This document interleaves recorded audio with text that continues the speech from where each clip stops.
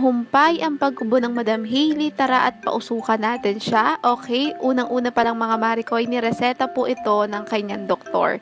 Bale, ito nga pala mga Marikoy, nabili ko tong ating nebulizer dito sa TikTok. Pero available din naman siya sa Orange app kung gusto nyo doon.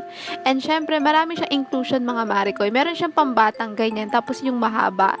Syempre, gagamitin ko tong pambatang bilog. At hindi ko alam yung tawag sa kanya mga Mare. Pero ayan, tuwan-tuwa ako dito mga Marikoy kasi nga sobrang handy lang niya, and syempre pwede mo siyang i-charge, pwede mo rin siyang lagyan ng battery. So dahil nakalimutan ko siyang i-charge, iba-battery ko na lang siya.